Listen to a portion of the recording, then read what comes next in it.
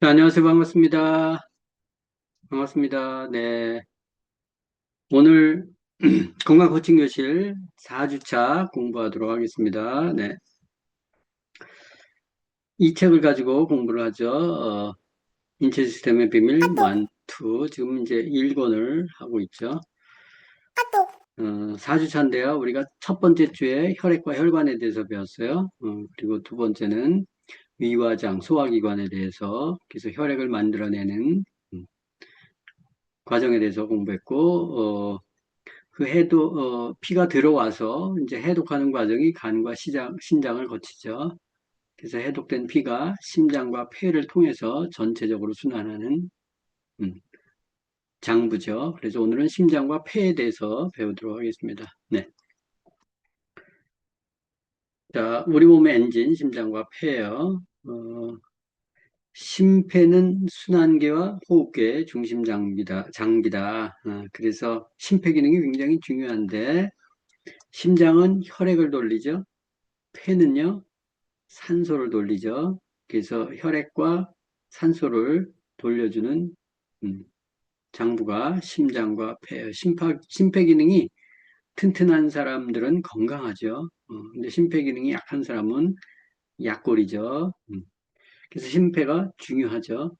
서로 긴밀히 협력하고 생명을 유지한다 그랬어요. 혈액 순환으로 펌핑을 해서 생명을 유지하는데 온몸으로 피가 순환해야 세포가 살아나고 오장육부도 건강해지죠. 음, 그래서 산소를 공급하고 영양소를 공급하고 이산화탄소를 배출하고 음, 이 심폐 기능이 좋아야 체력과 어, 건강이 좋아지죠. 자, 심장은 어떻게 생명 유지에 기여할까?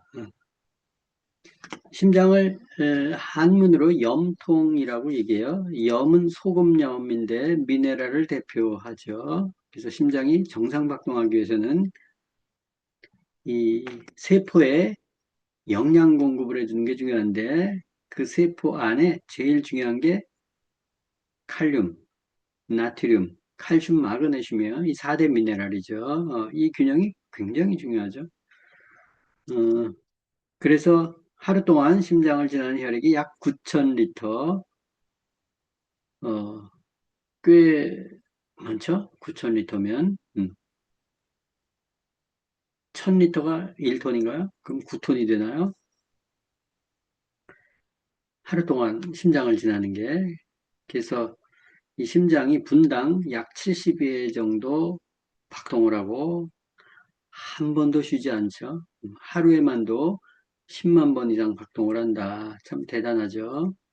심장에 대한 기능과 역할 영상 하나 보도록 하겠습니다.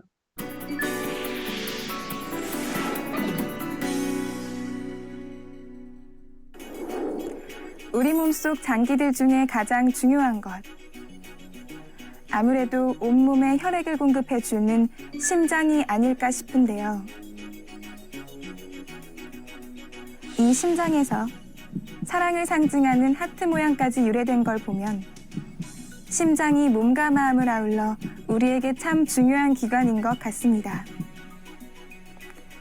오늘은 우리에게 생명을 불어넣어주는 이 심장에 대해 알아보도록 하겠습니다. 우리 가슴에서 약간 왼쪽으로 치우쳐 있고 갈비뼈에 의해 보호받고 있는 심장. 보통 자신의 주먹보다는 약간 크고 무게는 약 250에서 300g 정도입니다. 튼튼한 근육으로 이루어진 심장은 펌프질로 온몸에 혈액을 보내 산소와 영양분을 공급하는데요. 이 펌프 역할을 효과적으로 하기 위해 심장은 4개의 방으로 나뉘어져 있습니다. 그 중에서도 우심실은 혈액을 폐로 보내 깨끗이 만들고 좌심실은 혈액을 온몸으로 보낼 수 있도록 강력히 밀어주죠. 이렇게 심장이 다른 장기와는 달리 자발적으로 움직일 수 있는 건 어떻게 가능할까요? 그 비밀은 바로 심장에서 만들어내는 전기 신호에 숨어 있습니다. 심장은 동반결절이라 하는 곳에서 전기 신호를 만들어내 심장 근육을 자극시키고 수축과 이완하도록 합니다. 전기 자극으로 강력히 수축할 때마다 혈액은 다른 방이나 온몸으로 흐르게 되는 거죠. 이러한 혈액의 움직임을 느낄 수 있는 게 바로 맥박인데요. 가슴에서 쿵쿵 느껴지거나 손목이나 목 주변에서 뛰는 걸로 보통 맥박을 체크하곤 합니다. 온 몸에 혈액을 보내기 위해 단 1분 1초도 쉴 수 없는 심장. 그렇다면 심장은 이 많은 에너지를 어디서 어떻게 얻을까요? 우리 몸은 근본적으로 혈액을 통해 영양분을 받습니다. 심장 역시 혈액으로서 에너지를 공급받는데요. 그 역할을 해주는 게 바로 관상동맥입니다. 임금의 왕관 모양을 닮아서 붙여진 이름이죠. 이 관상동맥을 이루는 세 가닥의 큰 혈관들이 심장 구석구석에 에너지를 전달합니다. 이처럼 심장은 혈관과 근육, 그리고 전기신호와 판막 등이 어우러져 기능을 하기 때문에 그중 하나에만 이상이 생겨도 심장질환이 발생하는데요. 대표적인 심장질환에는 협심증, 부정맥, 심근경색증, 동맥경화증 등이 있습니다. 심장에 대해 많이 배우셨나요? 그런데 안타깝게도 전 세계적으로 심장질환이 크게 늘고 있다고 합니다. 사망 원인의 1위가 심혈관 질환으로 꼽혔는데요. 고혈압, 높은 콜레스테롤, 흡연, 비만 등이 원인인 심장질환은 평소 생활 습관에 조금만 신경 쓴다면 충분히 예방할 수 있습니다. 생명의 근원이자 우리 건강의 중심인 심장. 건강한 심장을 지키는 것이 바로 건강한 삶의 첫 걸음입니다. 네, 심장에 대해서 잠깐 보셨어요. 심장의 모양이 저렇죠. 보시면 이심방, 이심실이에요. 방이 위에 우심방과 좌심방이 있죠. 밑에 우심실과 좌심실이 있어요. 방은 작고 실은 크죠. 방장보다는 실장이 크죠. 그래서 방은 들어오는 곳이에요. 피가 들어오는 곳, 정맥을 통해서 들어오는 혈액. 그리고 심실은 혈액을 밖으로 보내는 거죠. 그래서 우심방으로 들어왔다가 온 몸을 돌고 들어온 피가 우심방으로 들어오죠. 그래서 밖으로 내보내려면 실로 보내야 돼요. 우심실로 가죠. 우심실에서 펌핑을 해서 정맥피를 어디로 보내요? 폐로 보내요. 왜요? 산소를 머금기 위해서 이산화탄소를 빼고, 그래서 산소를 머금은 피가 다시 좌심방으로 들어오죠. 그래서 좌심실로 보내서 좌심실에서 온몸으로 펌핑을 하죠. 그래서 좌심실이 제일 큰 심장이죠.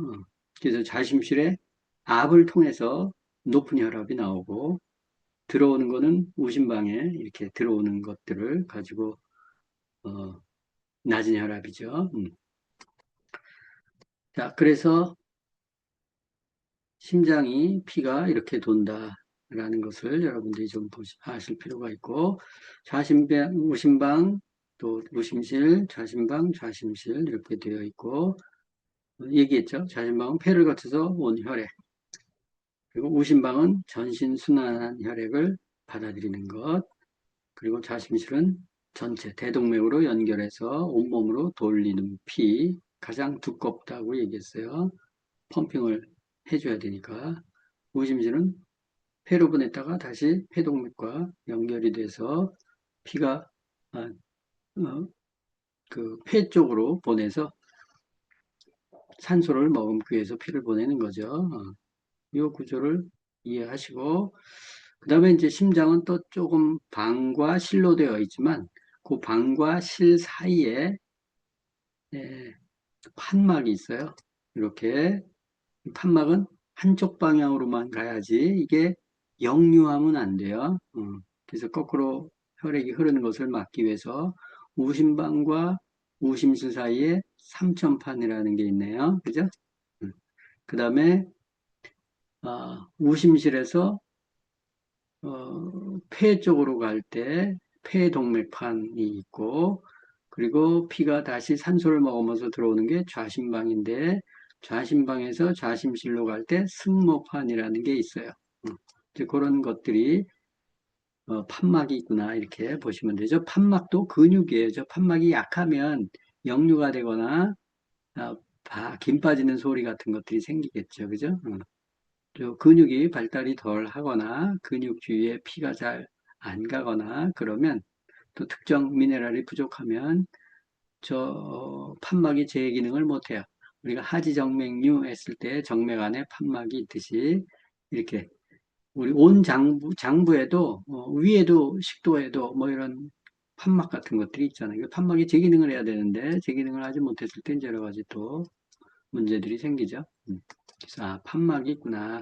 그래서 심장에 병이 있다라는 것은 주로 저 좌심실, 뭐 우심실, 뭐 이런 방이나 실에 병이 있는 것보다 저런 판막이나 또는 이제 관상동맥 밖에 관상동맥에 주로 병이 있죠. 자, 심장 박동은 아까 동방결절이라는 것을 통해서 전기 신호가 자극이 돼서 펌핑을 한다고 얘기했어요. 이 전기 활동이 제대로 되는지 안 되는지 이거를 심전도 검사라고 해요.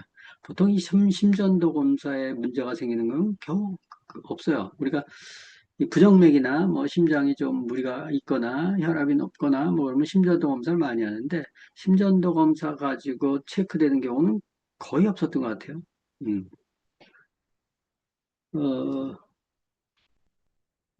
이 심혈관 질환을 보면 보통 이게 심장병 자체가 이 심부전, 그래서 심장이 제대로 기능을 못하는 것, 심부전, 심장이 충분한 혈액을 펌프하지 못해서 온몸에 산소와 영양분을 공급 못해주는 상태가 심장의 기능이 부전, 또는 콩팥의 기능이 부전, 신부전 이런 얘기를 하죠.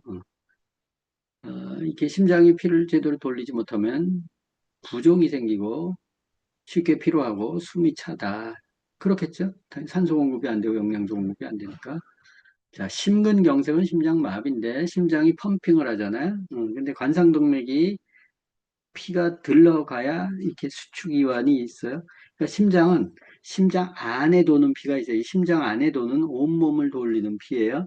심장 겉가죽에 들어가는 피는 관상동맥이에요. 이거는 심장 박동을 위한 피예요. 그래서 이 관상동맥이 심장으로부터 바로 피를 받기 때문에 가까운 쪽에서 혈관이 좀 좁아요. 그래서 이렇게 압을 많이 받아서 스크래치가 나가지고 관상동맥이 막히는 경우들이 좀 많죠. 관상동맥이 막히면 심장이 잘 안 뛰거든요. 그게 괴사하고 흉통, 가슴 통증이 생기고 호흡을 잘 못해요. 식은땀이 나고 어지럼증이 생기고 이런 것들이 이제 심근경색 초기 증상이다 이렇게 보시면 되고 이제 혈압은 또 이 심장 박동이 펌프력에 따라서 혈압이 정해지는데 심장이 더 큰 압력으로 혈액을 보내야 하는 상황을 고혈압이라고 얘기하죠. 이 고혈압은 머리끝부터 발끝까지 피를 보내기 위해서 심장이 박동을 스스로 알아서 스스로 알아서 정하는 거예요. 그죠? 그래서 혈압이 이렇게 체질적으로 좀 높은 사람이 있어요. 낮은 사람도 있고, 그래서 평균 혈압을 전체적으로 재서 평균적으로 보니까 사람들이 95% 분포 안에서 뭐 정상 혈압이 얼마다 뭐 이렇게 얘기를 하는데 이게 혈압은 또 나이마다 틀리고 그 기온이나 또 아침 저녁이나 이런 거에 따라 다 다르다고 얘기했어요. 혈압에 대한 얘기 또 고혈압, 심혈관 질환 영상 하나 보도록 하겠습니다. 혈압이란 혈액이 혈관 내벽을 미는 압력을 말한다. 혈류량이 많거나 혈관이 좁아져 압력이 높은 상태를 고혈압이라고 한다. 혈압은 수축기와 이완기로 나뉘어 측정된다. 심장이 수축할 때 동맥이 받는 가장 높은 압력, 즉 수축기 혈압이 140 이상. 피를 다시 심장 속으로 빨아들이는 이완기 압력이 90 이상이면 고혈압이다. 장시간 고혈압이 지속되면 혈관은 손상을 입게 된다.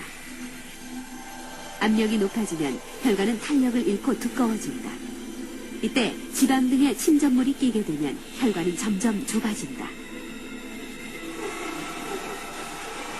혈관이 좁아지면 혈액량이 감소하고 심한 경우 혈관이 터지기도 한다.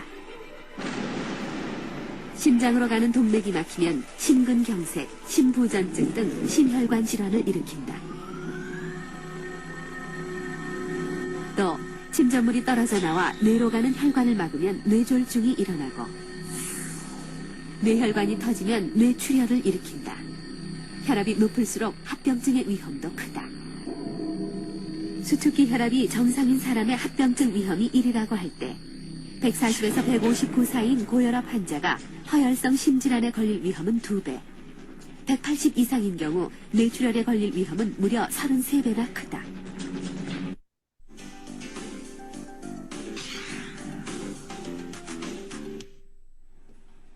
고혈압과 당뇨병 같은 만성 질환이 급속히 늘고 있습니다. 안미정 씨?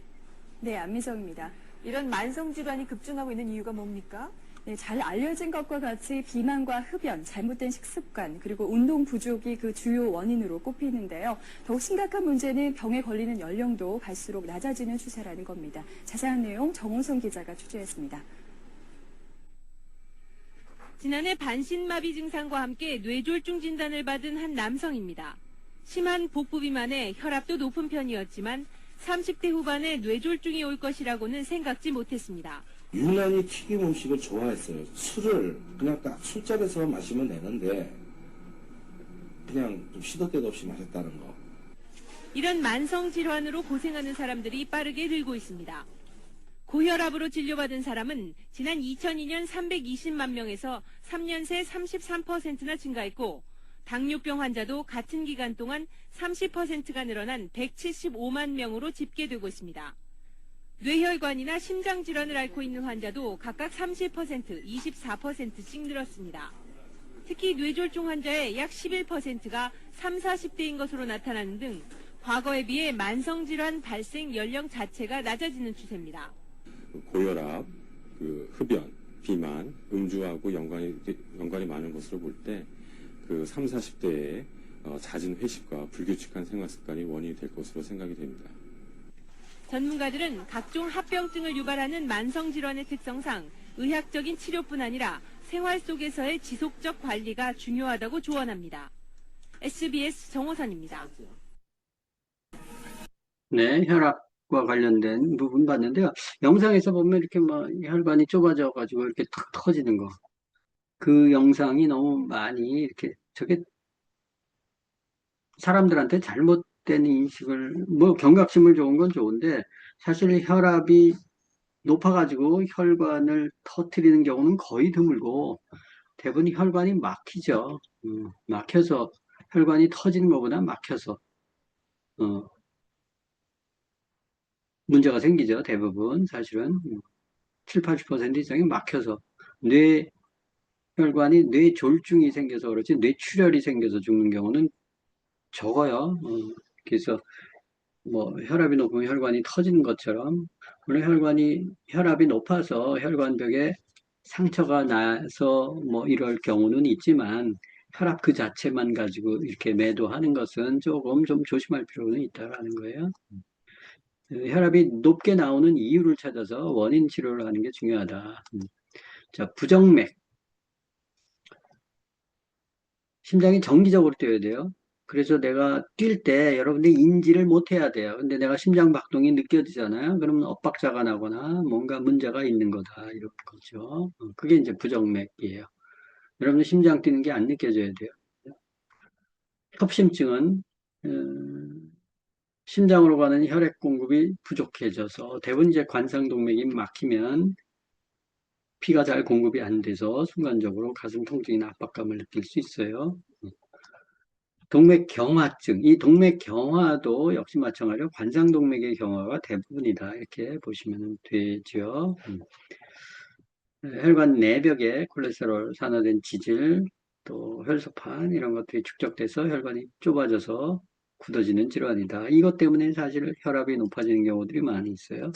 뇌혈관 질환, 뇌로 가는 혈관에 문제가 생겨서 생기는 질환이에요. 뇌졸중과 뇌출혈, 아까 잠깐 얘기했죠.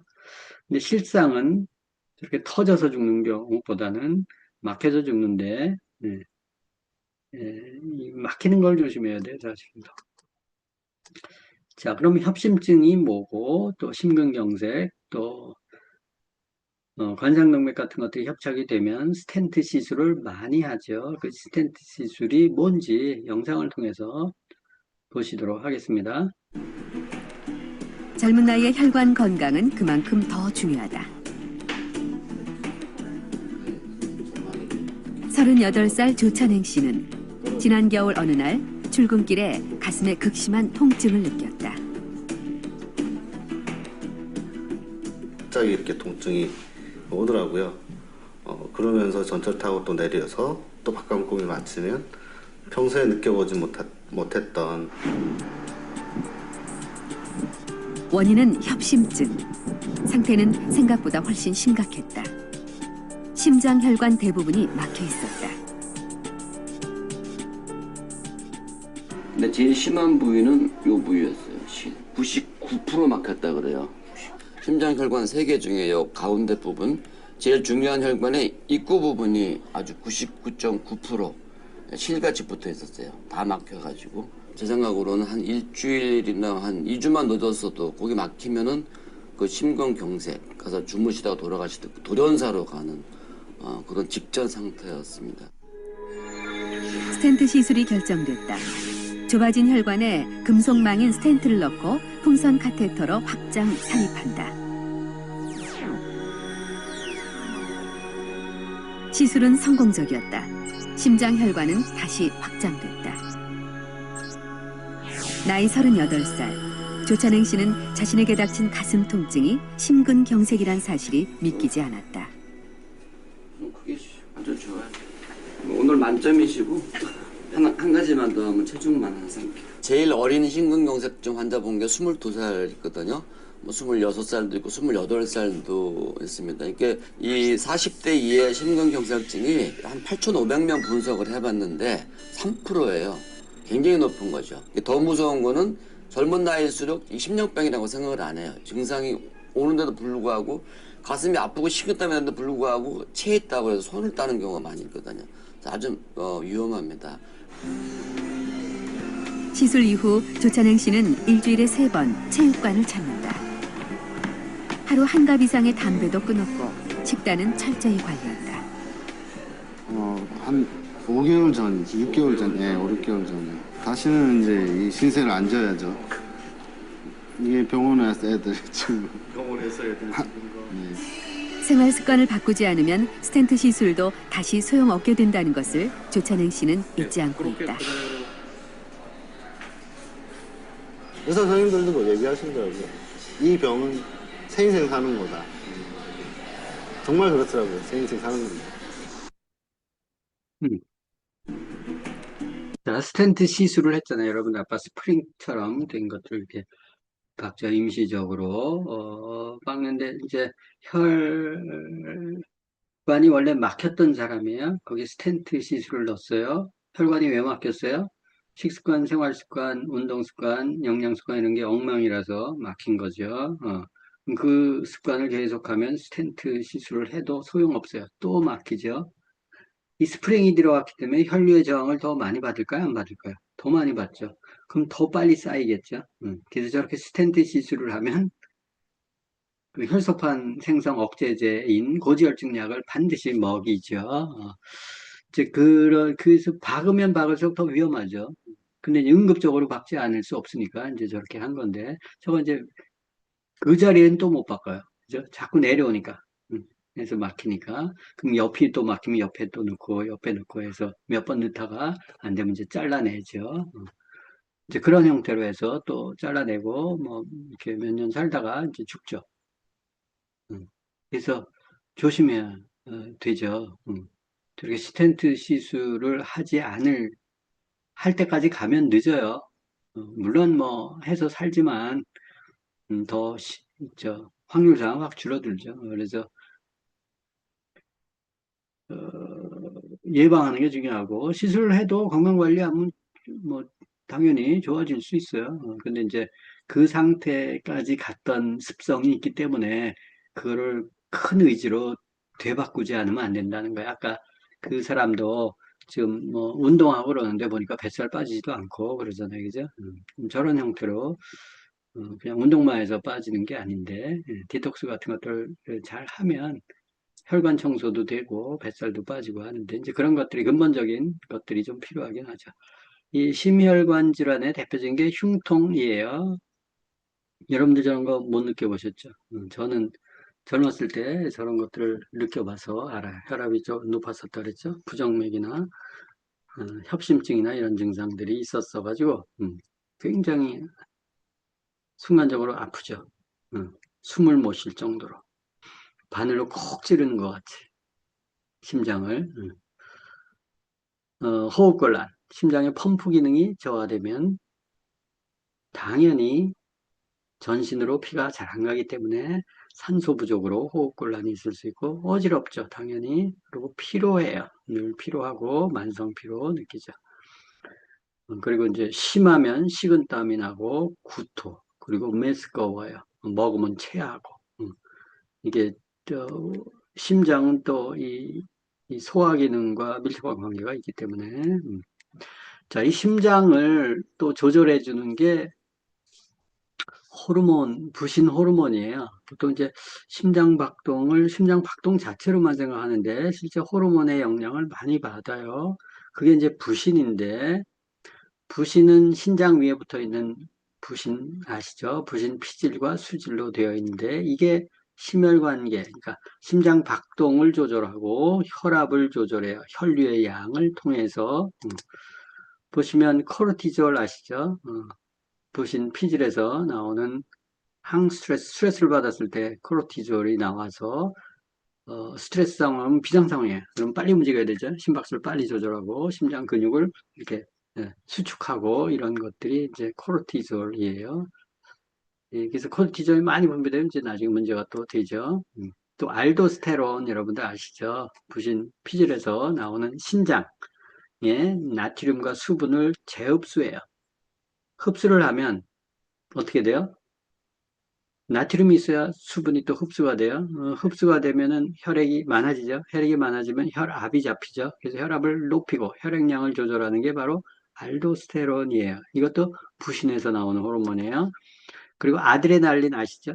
이렇게 흥분하거나 이렇게 긴장했을 때 교감 스트레스 딱 받고 그랬을 때 교감신경이 활성화돼서 심박수 증가. 이건 이제 부신 수질에서 나오는 건데 이런 걸 통해서 심장의 박동과 혈압을 조절한다. 그런 것들을 좀 아실 필요가 있어요. 그래서 부신 기능이 문제가 되면 심장에 문제가 생기는 거예요. 그래서 부신 기능 항진증, 부신 기능에서 이 특정 호르몬이 너무 많이 나와 버려.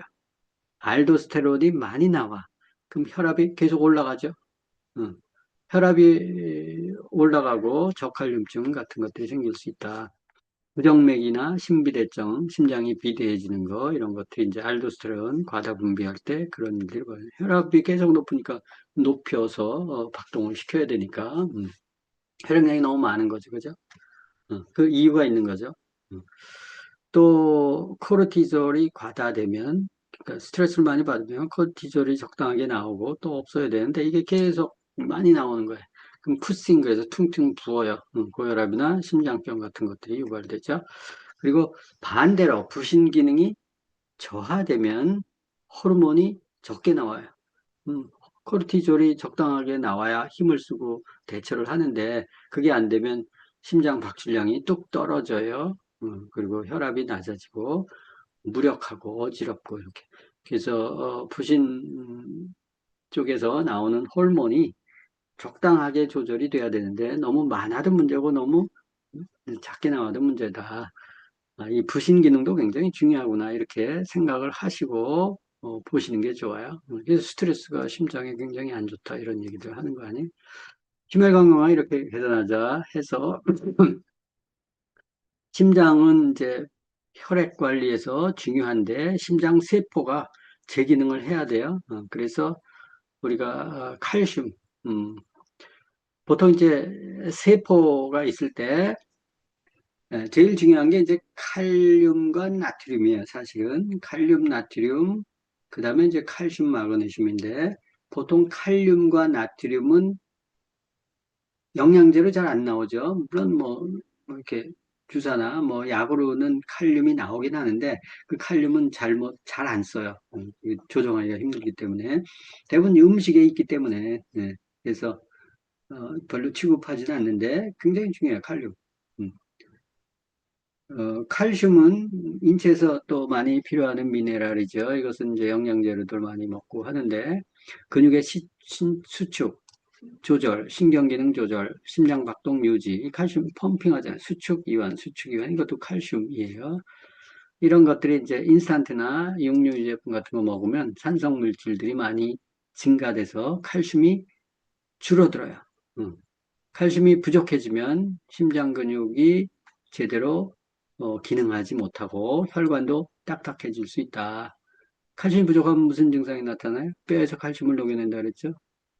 그 칼슘들이 혈관으로 들어와서 활성산소와 만나면 악성칼슘이 돼서 석회 같은 것들이 된다고 얘기했잖아요. 그래서 혈관이 딱딱해지는 거라고 얘기했죠. 저도 이제 혈압이 높아서 고생했는데 보통 이제 시중에서는 칼슘이 부족해서 뭐 문제가 돼서 혈압이 높아집니다. 이런 얘기 이론적으로는 하는데 실질적으로는 잘 안 해요.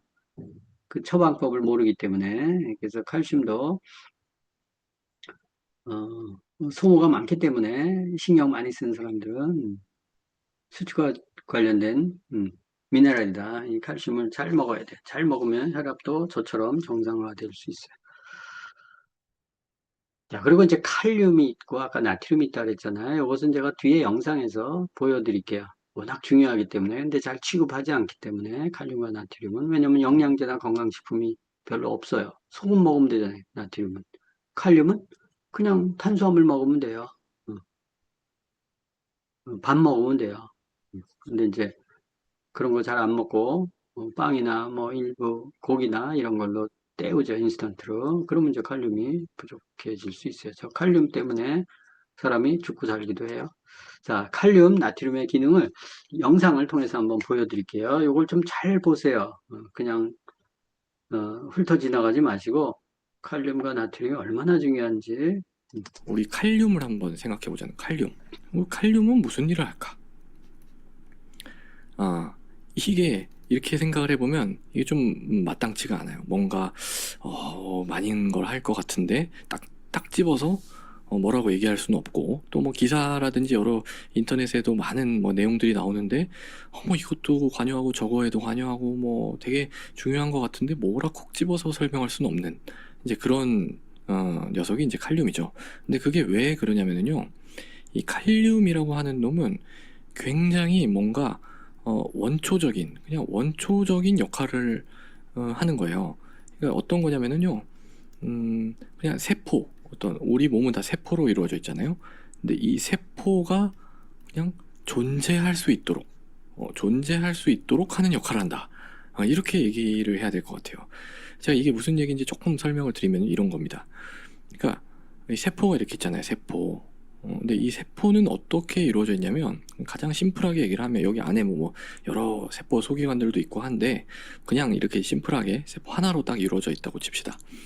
그러면은 이 세포 안에는 뭐가 있냐면 칼륨이 많이 들어있어요. 칼륨이 엄청 많이 들어있고, 이 세포 밖에는 상대적으로 조금 들어있어요. 반대로 세포 밖에는 뭐가 많이 들어있냐면 나트륨이 많아요. 나트륨이 많고 이 세포 안에는 조금 들어있어요. 요 균형을 딱 유지하고 있어야 됩니다. 그래야 이 세포가 세포로서 존재할 수 있어요. 이게 깨지면은 그냥 세포가 그냥 망가지는 거예요. 될 수가 없어요. 그렇기 때문에 이제 세포는 항상 요 균형을 유지하기 위해서 엄청 노력을 하는데, 그게 뭐냐면은 그게 이제 거의 모든 세포가 장착하고 있는 그런 기관인 구조인 그 NAK, ATPase라고는 효소가 다 있어요. 거의 다 있어요. 그래서 얘는 어떤 일을 하냐면, 만약에 이제 이렇게 돼 있으면 당연히 어떤 일이 생기겠어요. 그냥 밖에는 나트륨이 많고 안에는 칼륨이 많으니까 자연의 법칙, 농도 경사에 따라서 안에 있는 칼륨은 밖으로 나가려고 하고 밖에 있는 나트륨은 안으로 들어오려고 할 거 아니겠어요? 당연한 거죠. 근데 그렇게 들어와 버리면 이 세포가 존속을 할 수가 없다니까요. 그러니까 이제 안에서 계속 뭘 해주냐면은 이 안으로 얘가 자꾸 들어오잖아요. 이 나트륨이. 그럼 밖으로 펌프질 해가지고 내보냅니다. 너 나가. 내보냅니다. 그리고 이 칼륨이 이렇게 안에 많으니까 질질 샌단 말이에요, 밖으로. 그럼 밖으로 도망을 딱 나가잖아요. 그러면은 얘를 너 들어와 이렇게 딱 잡아옵니다. 이렇게. 요걸 이제 동시에 탁탁탁탁탁탁 이렇게 해요. 이걸 갖다가 언제 하느냐? 매 순간마다 계속 이걸 하는 거예요. 그러니까 이게 농도 경사에 반해서 하는 거잖아요. 그러니까 이거 하는데 에너지가 엄청 들어갑니다. 에너지가. 그러니까 여러분들이 왜 밥 먹고 빵 먹고 달달한 커피 마시고 이러면서 이제 얻은 에너지의 아주 상당 부분을 요거 하는 데 써요. 요거 하는데. 그러니까 우리 몸에서의 에너지라는 건 뭐냐면 ATP거든요. 그러니까 이 ATP가 여기 들어가는 거예요. 이 효소 이름에. 그래서 에이즈라는 건 분해하는 거잖아요. 그러니까 에너지를 쓰면서 돈을 쓰면서 결국은 요 작업을 계속 하고 있다라는 뜻입니다. 이걸 계속 하는 거예요. 이거를. 그러니까 결국은 이 칼륨이라고 하는 거의 역할은 뭐라고 얘기를 할 수가 있냐면은 그냥 이 세포 안에 잘 있어주는 거. 요 안에 잘 있어주는 게 그냥 그 역할이다. 이렇게 이제 설명을 할 수가 있어요. 그러니까 그래서 이제 뭐 딱 떨어지게 뭐라고 얘기를 할 수가 없는 겁니다. 이걸 이해해야지 이제 칼륨이라는 걸 좀 정확하게 이해를 할 수가 있는 거예요. 그래서 여러분들 이제 피검사 하잖아요. 피검사 할 때 이걸 체크를 하는 경우가 많이 있거든요. 왜냐면은 이제 이 칼륨이 만약에 많거나 부족하게 되면은 우리 몸에 뭔가 좀 문제가 생겼다라는 거를, 왜냐면 이게 굉장히 기본적인 어떤 거기 때문에. 또 하나 말씀드릴게, 피검사에서 칼륨 측정하는 건 어떤 칼륨을 측정하는 걸까요? 요 세포 안에 있는 거를 측정하는 걸까요? 아니면 요거 밖에 있는 걸 측정한 걸까요? 이 밖에 있는 거를 요거를 피검사를 통해서 알아보는 거예요. 그래서 만약에 요게 너무 부족하다 그러면 이제 우리가 이걸 뭐라고 부르냐면 저칼륨 혈증이라고 하고요. 요게 만약에 많다 그러면은 이게 고칼륨 혈증이 되는 거죠. 영상 통해서 보셨죠? 그래서 칼륨이 얼마나 중요한지, 세포 존재 그 자체다. 나트륨. 그래서 칼륨과 나트륨의 균형이 굉장히 중요해요. 그리고 칼슘, 마그네슘 균형이에요. 그래서 칼륨도 부족하고 나트륨도 부족하다. 그러면 몸이 망가지는 거예요. 그래서 콩팥 투석하거나 이런 사람들 칼륨 제한하죠. 나트륨 제한하죠. 그럼 세포가 건강할 수가 없어요. 그래서 그 특정 부분에서만 초점을 맞춰가지고 그러는 것들은 오히려 위험할 수 있다라는 거예요. 그래서 약 먹으면서 저렇게 음식 관리하다가 대부분 죽죠. 살아나지 않잖아요. 근데 일반 음식을 먹으면서 살아나는 경우도 많이 있어요. 그죠? 그래서 그런 부분들을 잘 전체적으로 이해하셔야 돼요. 마그네슘은 심장과 근육을 이완을 시켜주죠. 칼슘은 아까 수축이라 그랬죠. 마그네슘은 이완이에요. 그래서 칼슘과 마그네슘이 서로 기량작용을 한다고 얘기하고, 이게 부족하면 이완이 안 돼서 늘 종종종종거리고 바빠지고 급해져요. 난폭해지고 신경이 예민해지고. 그래서 이제 병든 세포의 경우에 마그네슘이 뭐래요? 이완해 준다 그랬죠. 이렇게 이완을 해주면 노폐물들이 이렇게, 그러니까 혈액이 이렇게 들어올 수 있잖아요. 그죠? 그 칼륨은 또 그 안에 이렇게 존재하고, 그리고 나트륨은 체외로 빼내고, 칼슘은 세포벽에서 이렇게 쫓아내고, 이제 그런 것들이 일어나죠. 그래서 칼슘, 마그네슘, 칼륨, 나트륨 이런 것들이 서로 병든 세포들이 있을 때 그것들을 이제 저 세포의 어떤 밀어내기 작용을 통해서 이렇게 밖으로 빼낸다. 이렇게 이해하시면 되겠어요.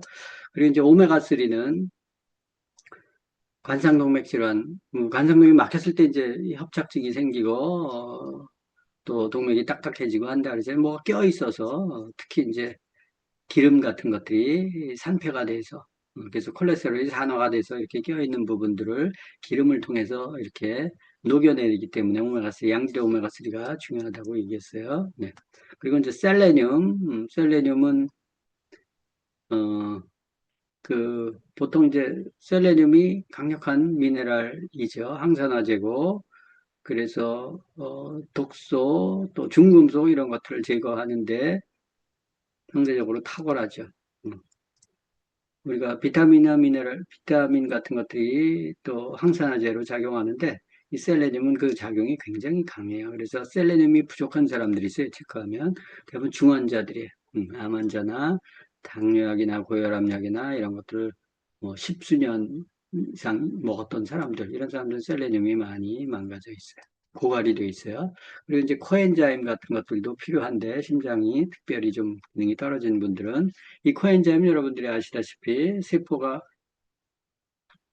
혈액을 받아들여서 혈액 안에 있는 영양소를 태워서 에너지로 낼 때 이 코엔자임 효소가 필요한데 만들어져요. 근데 이제 나이가 들면 저게 떨어지는데 세포가 일을 많이 할 때 이 코엔자임이 많이 필요하겠죠.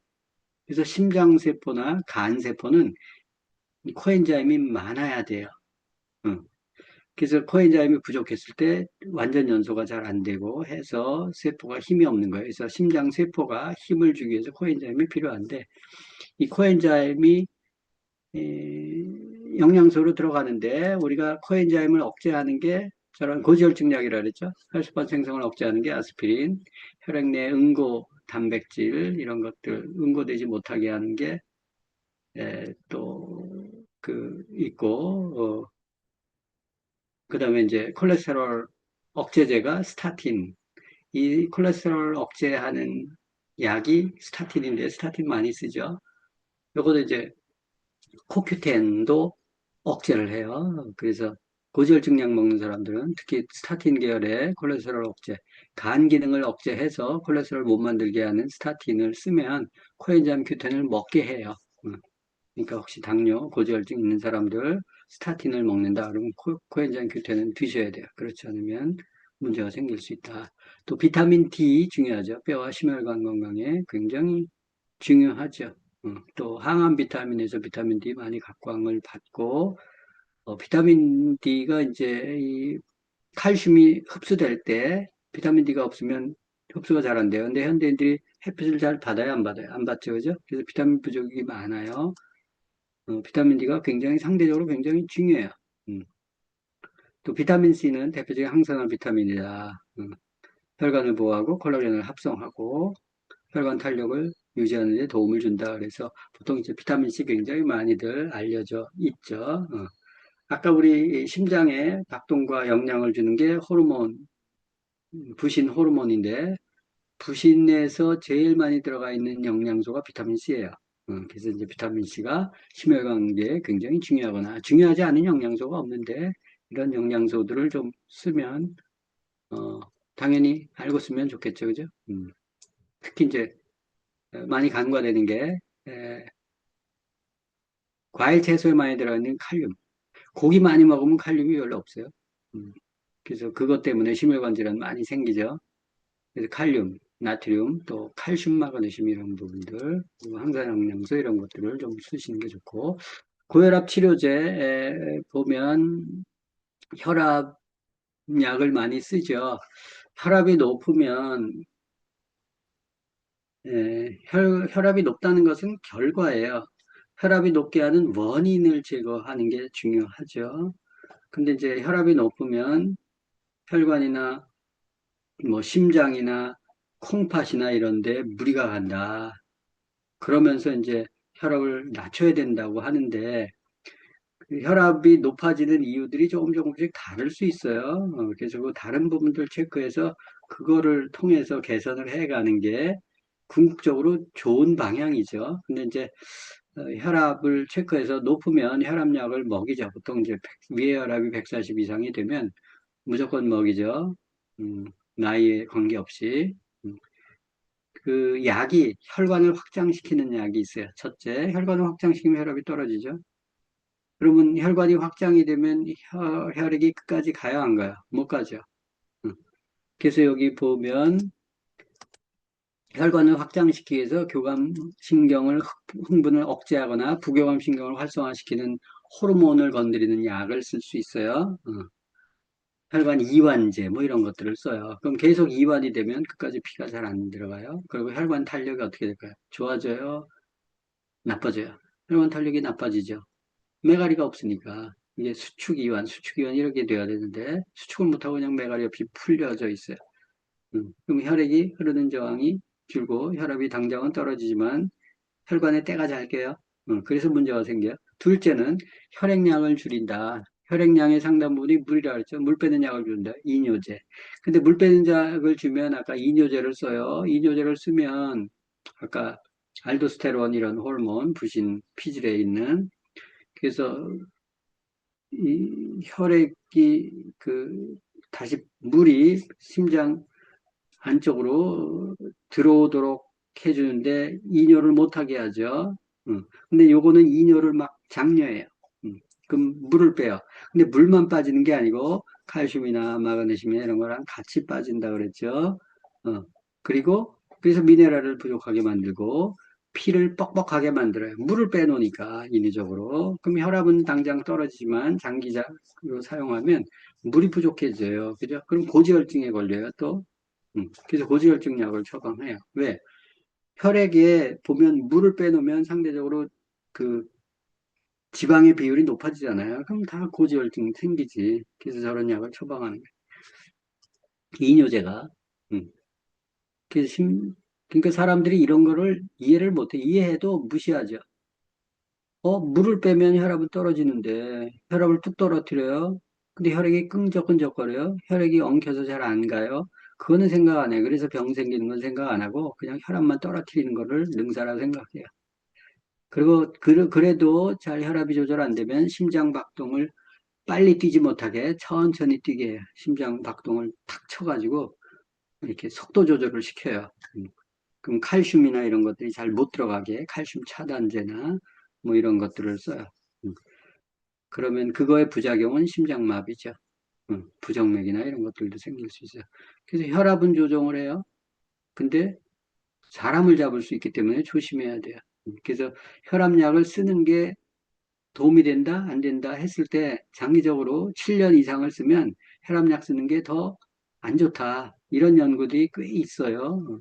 뭐 이거 인위적으로 조절해서 좋을 게 뭐가 있어요. 그죠?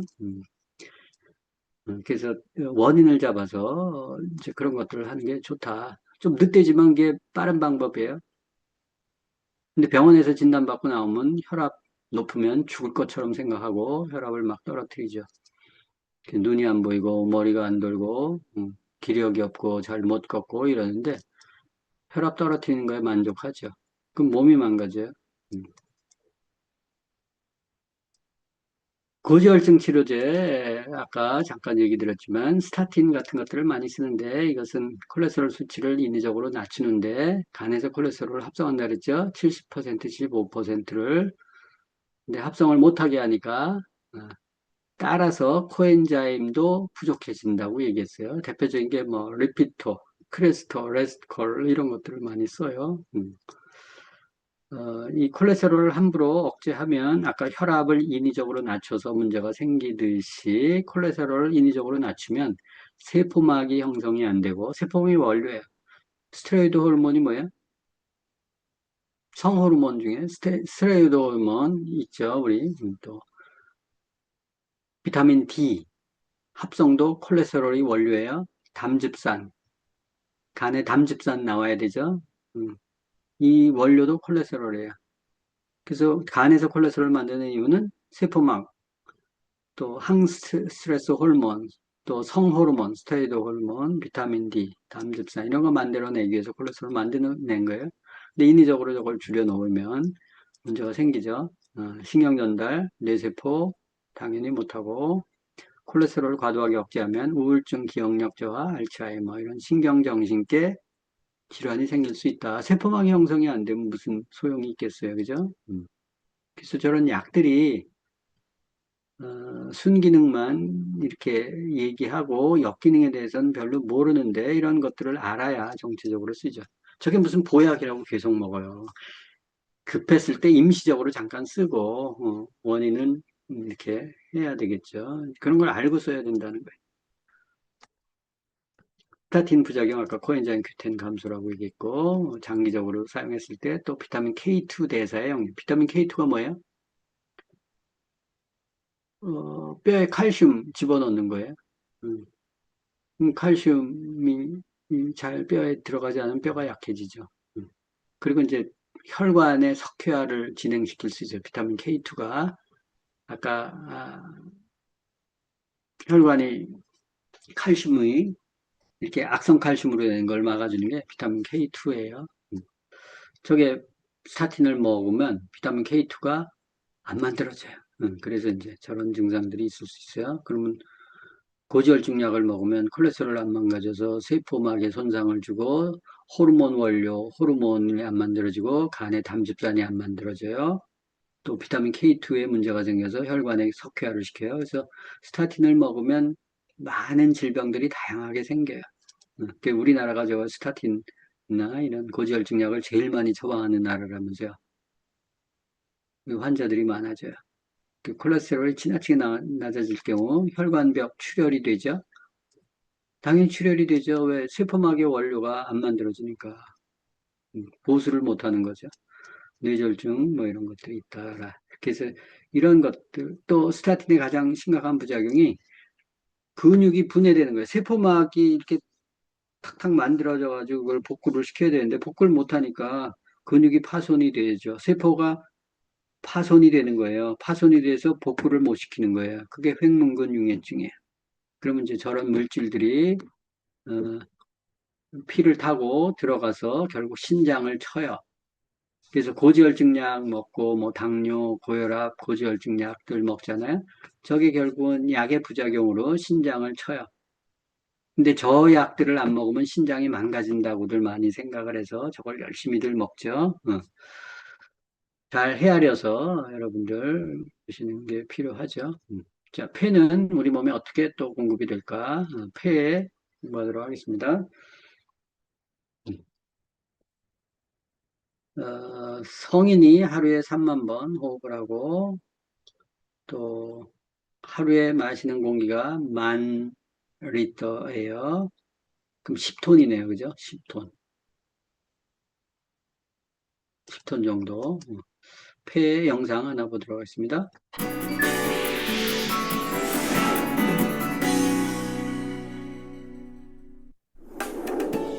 우리는 보통 1분 동안 15번 정도 숨을 쉬는데요.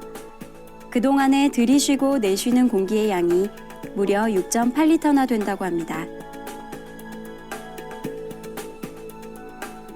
이 물병 4개가 넘는 양을 1분 안에 호흡한다는 거죠. 그런데 동물마다 숨쉬는 양과 속도가 조금씩 다르다는 것 알고 계시나요? 한 번 숨 쉴 때 사람은 약 4에서 5초, 개는 0.6에서 0.7초, 거북이는 20초가 넘게 숨을 쉰다고 하는데요. 천천히 숨 쉬는 게 바로 거북이의 장수 비결이라고 하네요. 오늘은 우리의 호흡을 관장하는 폐에 대해 알아보도록 하겠습니다. 우리 가슴 속에는 아주 중요한 장기 2개가 있습니다. 바로 심장과 폐인데요. 우리가 마시는 공기 중에 산소만을 골라 혈액에 전달해주는 폐는 심장을 둘러싸고 마치 보호막처럼 펼쳐져 가슴 속을 꽉 채우고 있습니다. 그 길이는 약 25cm로 꽤 큰 크기인데요. 그렇다면 무게도 그렇게 무거울까요? 아닙니다. 폐의 무게는 약 1kg 정도로 크기에 비해 비교적 가벼운 편인데요. 그 이유는 바로 폐 속에 있습니다. 산소와 이산화탄소와 같은 공기가 드나들어야 되기 때문에 아주 얇은 공기 주머니로 가득 차 있는 거죠. 그 모양은 마치 구멍이 송송 뚫린 스펀지와도 같은데요. 허파과리라고도 불리는 아주 작은 공기주머니들, 즉 페포는 한 개에 0.1에서 0.2mm 크기로 폐 안에 무려 3억에서 5억 개 정도 들어있습니다. 그것도 모세혈관 다발이에요. 페포도. 이렇게 폐에 페포가 잔뜩 있는 이유는 공기와 혈액의 접촉을 최대한 늘리기 위해서인데요. 무수한 페포들의 겉표면은 모세혈관이 가득 뒤덮고 있습니다. 페포와 모세혈관 사이에서 공기교환이 이루어지는데 모세혈관 속 혈액은 갖고 있던 탄산가스를 페포해주고 페포에 있던 산소는 다시 가져가는 거죠. 우리가 나쁜 공기를 마시거나 담배를 피우면 기침이 나는데 이때 간혹 피냄새가 날 때가 있죠. 그게 바로 페포의 모세혈관이 손상됐기 때문인데요. 이렇게 여러 이유로 폐가 손상되는 질환에는 폐암, 폐렴, 천식 등이 있습니다. 폐암보다 더 많은 폐질환이 바로 만성 폐쇄성 폐질환인데요. 전 세계적으로 이 병 때문에 10초에 1명꼴로 사망자가 발생하고 있으며 전 세계 사망 원인 4위에 해당할 만큼 아주 위험한 만성 폐질환입니다. 폐에 염증이 생겨 숨이 차고 폐 기능이 저하되는 이 질환은 흡연이 주 요인입니다. 감기와 상관없이 늘 가래와 기침이 잦고 숨이 찬 게 특징이죠. 폐 건강을 위해서는 무엇보다 금연이 가장 우선이라고 하겠습니다. 그렇다면 우리가 일상 속에서 폐를 건강하게 유지할 수 있는 방법엔 어떤 것들이 있을까요? 전문가들은 생활 습관 몇 가지를 수칙으로 발표했는데요. 금연과 함께 운동을 추천하며 면역력과 습도 유지의 중요성을 강조했습니다. 면역력이 약한 노인이나 아이들은 폐렴 등 각종 합병증이 위험하기 때문이죠. 또 원래 폐 속은 축축하기 때문에 우리가 마시는 공기가 너무 건조할 경우 폐가 손상될 수 있으니 습도 유지가 매우 중요합니다. 이 외에도 흡연자는 1년에서 2년마다 자, 영상 보셨죠? 폐. 당연히 폐에 안 좋은 담배나 가스나 이런 것들은 삼가해야 되겠죠. 폐 구조를 보면 기관지가 양쪽에, 이렇게 기관지가 안쪽에 있어요. 기관, 기관지, 세기관지, 이렇게. 세기관지 안쪽에는 폐포가 매달려 있죠. 그리고 기관지 내부에는 점막으로 다 덮여 있어요. 기관도 그렇고 기관지도 그렇고 점막이 나와서 먼지나 불순물이나 이런 것들을 전부 살균이나 해서 밖으로 밀어내거나 하죠. 이 점막이 마르면 안 돼요. 그래서 습도가 굉장히 중요하죠. 아까 폐포, 허파과리라고 하는데 3억 개 이상이 존재한다. 양쪽에. 다 얇은 점막층으로 되어 있고 이산화탄소와 산소가 교환이 된다. 우리가 이산화탄소와 다양한 노폐물 같은 것들이 호흡을 통해서 폐를 통해서 70%가 배출이 된다. 굉장히 많은 것들이 배출이 되죠. 일부는 이제 피부로, 소변으로, 대변으로 배출이 된다. 우리가 간에서 해독한 물질들이 대부분 독소들은 기름에 흡착이 되어 있다 그랬죠. 그래서 이런 것들을 이제 간에서 특정 효소를 쳐서 물에 녹도록 만들어서 신장으로 빼내는데 물에 녹지 않는 것들은 휘발성 기체화돼서 폐를 통해서 나가기도 한다. 우리가 또 폐와 쌍을이는 게 코예요. 코 호흡을 통해서 습도가 조절이 된다 그랬죠. 40%. 온도도 30도 정도 맞춰진다 그랬어요. 이 온도는 뇌가 뜨겁기 때문에 공기가 코로 호흡을 했을 때 뇌에 열을 식히면서 들어가기 때문에 온도가 저렇게 맞춰진다고 얘기했어요. 근데 입호흡을 하면 저게 안 된다고 얘기했죠. 그래서 코호흡이 굉장히 중요하다. 뇌가 이제 전체 혈류의 20%를 소모한다. 뇌 무게가 1.5kg 정도 내외인데 혈류는 20%나 써버려요. 그래서 흡입한 공기를 식혀준다. 그래서 입으로 호흡하면 뇌가 안 식혀져요. 그럼 멍하고 띵하고 하죠. 그래서 이런 호흡 연습 중요하고, 코 영상을 잠깐 볼까요? 그래도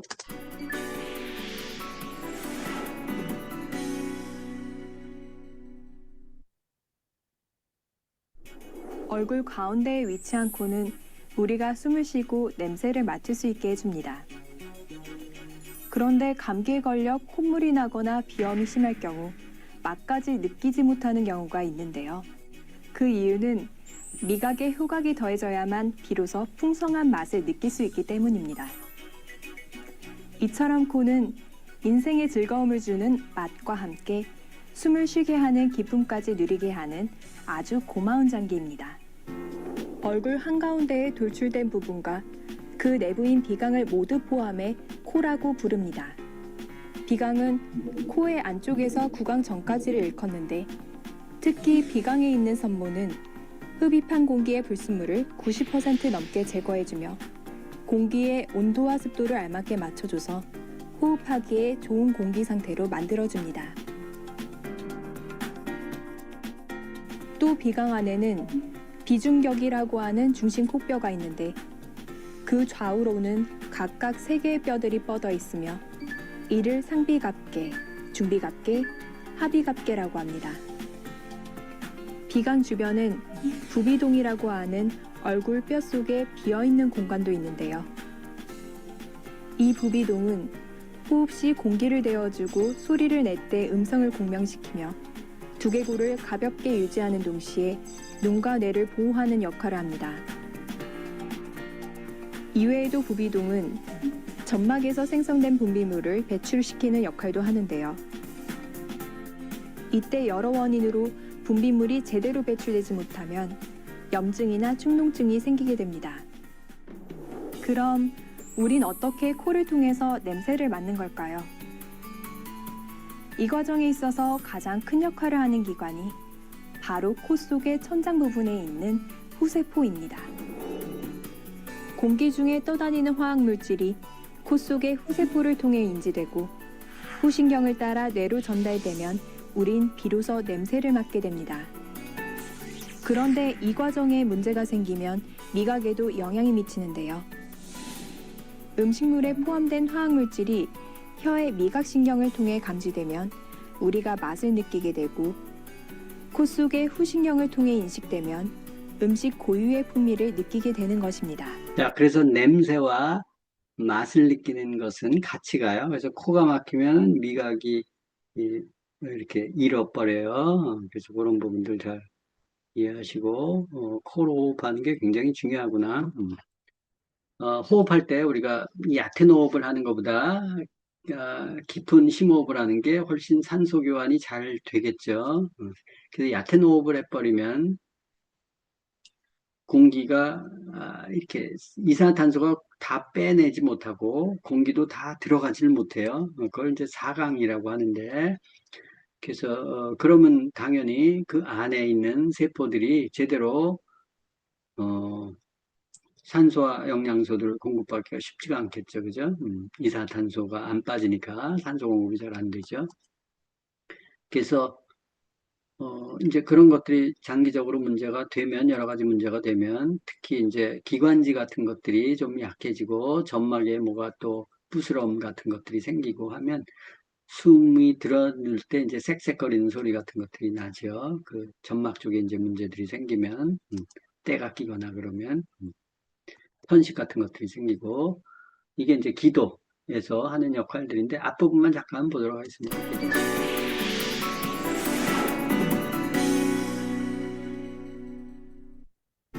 우리는 하루에 약 3만 번 정도 호흡을 합니다. 끊임없이 숨을 들이마시고 내쉬면서 우리 몸에 필요한 산소는 폐로 이동시키고 이산화탄소는 몸 밖으로 배출됩니다. 이때 공기가 지나가는 길을 흔히 기도라고 하는데요. 후두부터 기관지까지를 의미하는 기도는 호흡에 있어서 폐 이상으로 중요한 역할을 합니다. 폐에 특별한 이상이 없어도 천식이나 만성 폐쇄성 폐질환과 같은 건강 문제가 생기면 우리는 호흡곤란으로 인해 사소한 일상생활조차 어려워질 수 있습니다. 우리 목 주위에는 뇌에서 온몸으로 이어지는 신경다발과 심장에서 혈액을 머리 쪽으로 보내는 중유혈관, 그리고 음식을 위로 이동시키는 식도와 공기의 이동 통로인 기도가 위치하고 있습니다. 기도는 크게 후두, 기관, 기관지 세 부분으로 나눌 수 있는데요. 기도가 시작되는 부분인 후두는 연골로 이루어져 있어 비교적 단단합니다. 후두에는 후두계라고 하는 덮개가 있어서 음식물이 기도로 넘어가는 것을 방지해줍니다. 후두 안쪽에는 얇은 막으로 이루어진 성대가 있는데 공기가 들고 날 때 이 성대가 떨리면서 목소리를 냅니다.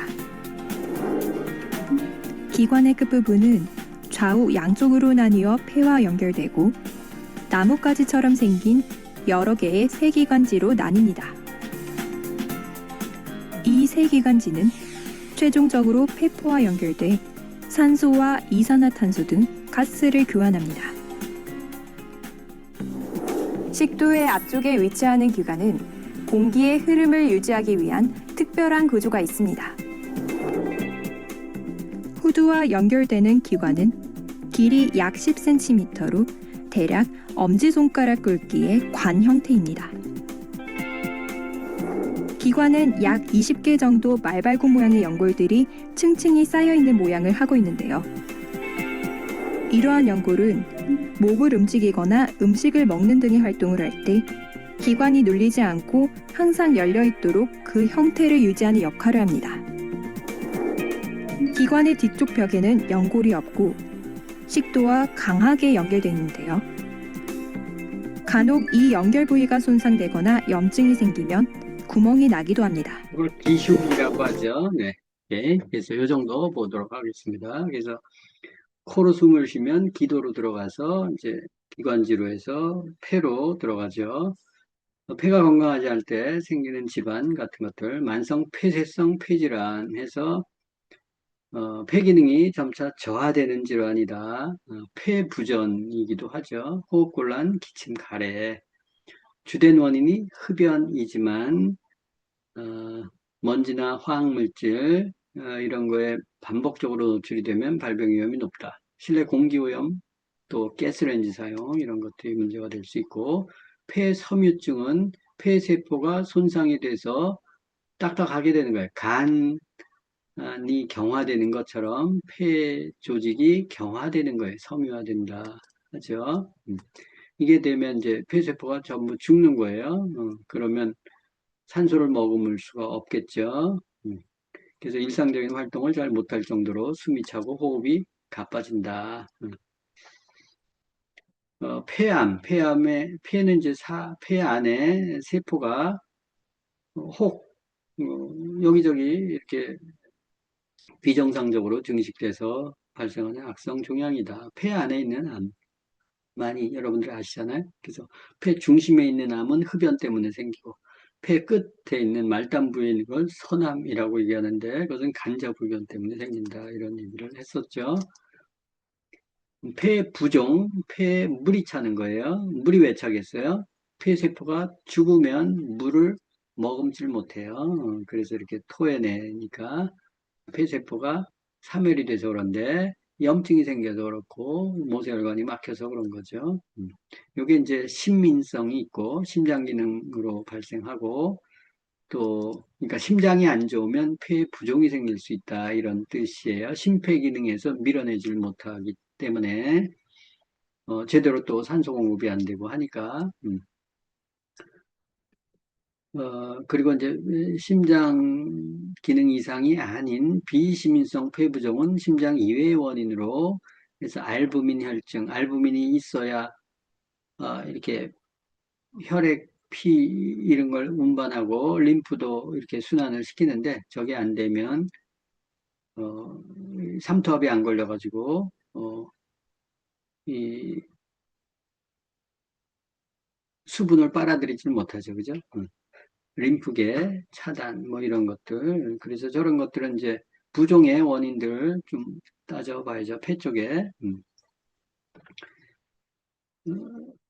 그 알부민 부족이면 이제 간 기능이 떨어져서 그런 거예요.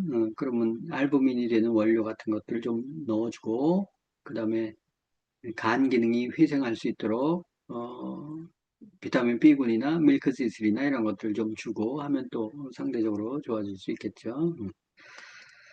그리고 폐렴, 폐에 발생하는 염증, 발열기침, 가래, 또 약하게 오면 이제 우리 감기 같은 것들도 당연히 저런 종류죠. 기관지염, 기관지 쪽에 바이러스, 세균, 결핵은 이제 세균성이고, 이 폐에 문제가 생기면 이렇게 개선하자 해서 금연, 당연해야죠. 인덕션 레인지 사용하기, 가스레인지 사용하지 말고, 특히 주부들 폐암의 원인이 가스레인지라고 얘기했으니까, 그리고 물을 섭취할 때 좀 따스한 물을 섭취하라. 기도와 식도는 접해 있기 때문에 이 기도를 차게 하면, 그러니까 찬 물을 먹으면 기도가 차져요. 그러면 그 기도 쪽에 점막 같은 것들이 말라요. 냉기가 전달돼서. 그래서 이제 문제가 될 수 있으니까 또 아침에 찬물 반복적으로 먹는 습관 같은 것들은 가급적 부담이 되죠. 또 균형 잡힌 식습관 실천하기, 당연히 음식 중요하고, 그 다음에 이제 호흡이에요. 이 호흡은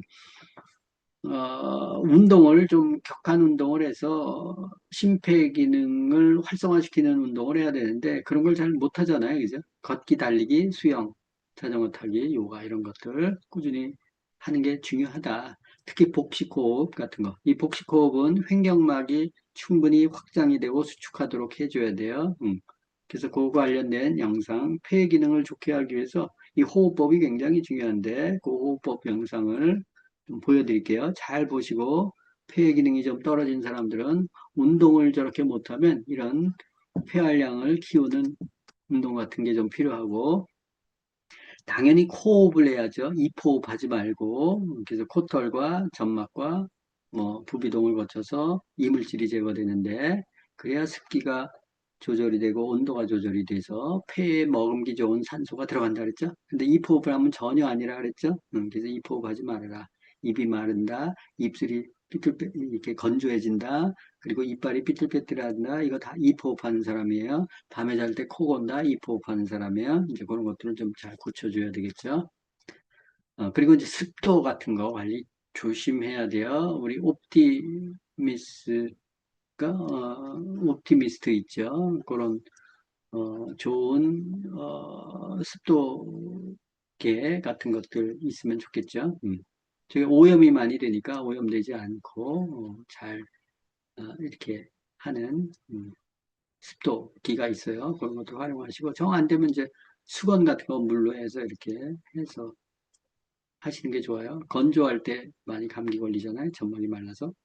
공기 질 관리, 공기 중요하죠. 그래서 공기청정기, 또 외부에 많이 오염이 되면 마스크 같은 것들 필요할 때 이제 착용하는 것도 도움이 되겠죠. 자, 폐독을 배출하는 호흡 세 가지 호흡법, 이거 굉장히 좋아요. 이분 이쪽으로 많이 공부하시고 하신 분이라서 도움이 많이 되더라고요. 저도 많이 찾아봤는데 영상 잠깐 보겠습니다. 그런 얘기인데, 오늘은 건강하게 살려면 폐가 건강해져야 됩니다. 나이가 들면서 사망하는 원인의 상당수는 폐렴 때문에 돌아가시는 거예요. 그러니까 면역력이 떨어지지만 심장이나 간이나 이런 데 염증이 아니고 실제로 폐염증이죠. 그래서 폐렴으로 돌아가시게 되는 겁니다. 근데 폐에 독이 쌓이는, 어떤 독소가 쌓이는 그런 원인을 제거하면 폐 건강이 잘 유지가 됩니다. 제가 그거를 오늘 이야기하려고 합니다. 그래서 세 가지 호흡법과 세 가지 폐에 도움이 되는 마사지법을 제가 설명해 드릴 테니까 여러분 끝까지 한번 시청하고 건강히 사는 방법을 한번 터득하시기 바라겠습니다. 염사심통. 호흡에 대해 중요하게 여기는데 왜 호흡이 중요하냐면 산소가 잘 들어와야 되고, 호흡을 잘해야 또 이산화탄소는 나갑니다. 몸에서 이제 생긴 노폐물 중에 하나가 이산화탄소죠. 이산화탄소가 또 나가야 되는 거고, 이래야 되기 때문에 호흡이 되게 중요합니다. 근데 우리가 산소는 들어오고 이산화탄소는 나가려면 적절히 폐에서 호흡이 잘 교환이 돼야 되는데, 호흡을 충분히 쉬어야 산소가 깊게 아래로 내려와요. 근데 우리가 호흡을 짧게 쉬면 산소가 주로 폐의 위쪽에만 머물게 됩니다. 그리고 중력에 의해서 우리가 폐로 들어오는 혈액순환은 아래쪽으로 쏠리게 돼요. 그러니까 이산화탄소는 아래쪽으로 많이 가고 산소는 위쪽에 쏠리게 되니까 실제로 미스매칭, 호흡의 교환이 안 되는 거죠. 이거를 가장 효과적으로 배출하는 방법이 뭐냐면 심호흡이면서 복식호흡이에요. 내가 숨을 깊게 들이쉬려면 공기를 저 아래까지 넣어야 되기 때문에 그러면 이 아래에 있는 혈관, 정체된 혈관은 오히려 압력에 가해서 혈액순환을 위로 끌어올리게 됩니다. 그래서 호흡이 미스매칭이 없어지는 거예요. 그래서 우리가 사이사이 심호흡을 해줘야 됩니다.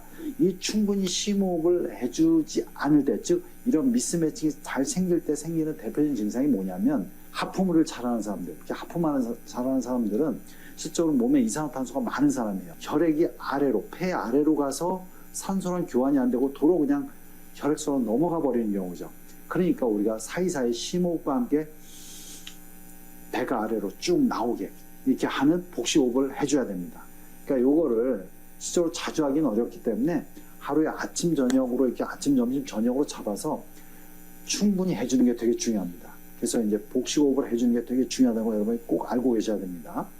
자, 두 번째 뭐냐면 양압호흡을 하는 겁니다. 우리가 숨을 들이쉬었다 내쉴 때는 그냥 서서히 나가죠. 그러니까 음압도 아니고 양압도 아니고 쭉 그냥 자연스럽게 흘러나가는 거예요. 근데 우리가 이럴 때 중간적으로 코를 막고 입을 오므리고 뱉으면 폐 안에 양압이 생기는 겁니다. 지금 내가 코를 막고 숨을 들이쉬었을 때 이렇게 입을 오므리고 하다 보면 내밀려야 되는데 우리 휘파람을 불듯이 하면 실적으로 이 폐 압력이 높아집니다. 근데 폐 압력을 높이는 게 왜 중요하냐면 폐에 있는 모세기관지가 이렇게 막혀 있는 부분들이 있어요. 사이사이에. 자, 그러면 이게 양압이 되면 모든 우리 폐포나 이런 모세기관지가 다 펴집니다. 그래서 중간에 한 번씩 이런 걸 다 펴줘야 우리가 호흡이 제대로 되고 어떤 이 폐 안에 독소가 안 쌓이게 돼요. 그래서 이제 양압호흡. 그래서 또 아침, 점심, 저녁 똑같습니다. 코를 막고 입을 오므리고 숨을 들이쉬었다가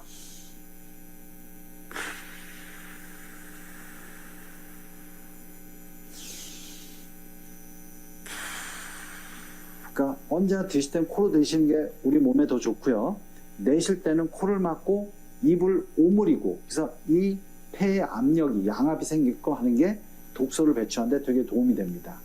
자, 그리고 이제 또 하나 중요한 건 뭐냐면 우리 훈중호흡, 그러니까 뭐냐면 습기를 마시는 호흡이 되게 중요해요. 가습기를 해도 되지만 가장 좋은 거는 뭐냐면 뜨뜻한 물, 그러니까 따뜻한 물에 나오는 습기가 되게 중요해요. 그래서 이제 우리가 뭐 차를 마시면서 따뜻하게 이렇게 그 안에 있는 습기를 머금어도 되고 가슴을 하는데 요새 또 이게 열이 가해져서 습기를 따뜻하게 하는 그런 가습기도 있어요. 그래서 훈중호흡이 왜 되게 중요하냐면 우리가 마른 공기를 먹으면 기관지가 말라지고 기관지가 마르면 기관지 벽에 가래가 말라지면서 실적으로 폐포나 이런 기능을 잘 못합니다. 그래서 훈중호흡을 하면 폐포나 기관지가 습기가 있으면서 그 점막이 마르지 않기 때문에 그쪽으로 산소나 이산화탄소는 빠져나오고 산소는 잘 흡수되게끔 이런 조건을 만들어줍니다. 그래서 우리가 이제 폐가 안 좋거나 기관지가 안 좋거나 뭐 감기를 앓거나 그러면 언제 이렇게 훈중호흡 이게 되게 중요합니다. 그래서 이제 그런 호흡을 해주는 거죠. 습기를 머금는 호흡, 가능하면 따뜻한 습기를 머금는 호흡을 이렇게 해주는 게 되게 중요합니다. 자, 세 가지 호흡법 얘기했습니다. 자, 보시면 복식호흡, 횡격막호흡 여러분 기억하시고 양압호흡 아까 코를 막고 이렇게 하는데 이걸 잘하면 복식호흡을 통해서 입으로 내쉬고 코로 숨쉬고 입으로 후 내쉬고 깊이 내쉬고 횡격막을 수축시키죠. 이 횡격막호흡. 훈중호흡은 좀 독특하죠. 그죠? 그래서 사우나나 이런 데 가서 이렇게 또 하는 것도 도움이 되겠다 이런 생각을 좀 해봤습니다. 그래서 폐 독을 배출하는 세 가지 호흡법 잘 습득하셔서 중간중간에 쓰시면 도움 많이 되실 것 같아요. 네. 이 호흡법은 그냥 복식호흡만 얘기했었는데 양압호흡과 또 그런 그 습식호흡 같은 것들을 잘 활용하시면 폐 건강을 위해서 도움이 많이 될 것 같아요. 활용하십시오. 자, 폐 건강을 위해서 영양소 당연히 중요하죠. 왜? 폐는 아까 보니까 폐포가 있잖아요. 모세혈관 덩어리예요. 간을 살리기 위해서 간의 모세혈관을 살려야 되듯이 폐도 똑같아요. 신장도 똑같습니다. 혈액을 깨끗하게 하고 혈관을 뚫어주면 낫는 거예요, 다. 약으로는 안 되죠. 음식으로는 됩니다. 당연히. 그래서 폐는 특히 이제 점막이 중요한 기능을 하는 거 여러분들 아시잖아요. 공기 속에 있는 안 좋은 물질들을 점막에 흡착시켜서 밖으로 빼내요. 점막 영양소가 뭐요? 비타민 A죠. 비타민 A는 이게 그 과잉의 염려가 좀 있고 합성 같은 경우들은 독성을 제거하는 능력이 떨어져요. 물에 녹아서 빠지는 거는 수용성인데 축적이 될 수 있기 때문에 카로티노이드 형태로 집어 넣으면 필요시 비타민 A로 전환해서 쓴다고 얘기했죠. 물론 이것도 지용성이긴 한데 과잉 염려에 대한 과잉 섭취에 대한 염려는 별로 없어요. 그래서 카로틴 계열 영양소 쓰시는 게 좋고 BDH 블렌드나 카로틴 플러스에 들어가 있어요. 그래서 비타민 A는 없습니다. 어메이에 카로틴을 그걸로 쓰는 거죠. 비타민 C는 당연히 혈액, 혈관, 탄력 유지 뭐 중요한 거 여러분들 너무 잘 아시고 그래서 비타민 C는 거의 그 약방의 감초처럼 쓰는 거예요. 비타민 E는 혈관 뚫어주는 거죠. 혈관막에 이제 지방 같은 것들을 녹여서 이렇게 구멍 뚫어주는 것. 항산화 영양소 오메가3 여러분들 아시잖아요. 그래서 비타민 C, 카로틴, 오메가3. 내가 돈이 좀 부족하다. 근데 다 쓰긴 뭐하다. 그러면 오메가3와 카로티노이드가 같이 있는 BDH 블렌드를 쓰시면 됩니다. 칼슘, 마그네슘 당연히 중요하죠. 그 석회 안 끼고 또 수축이완 잘 하고 하는 부분들이 칼슘, 마그네슘도 중요하니까 혈관 막히는 게 또 칼슘, 마그네슘 때문에 생길 수 있어요. 우리가 폐 그러면 또 호흡기 질환 중에서 대표적인 게 감기예요. 감기에 대해서 또 대부분 감기로 시작해서 나이 들면 죽잖아요. 폐렴에 걸려서.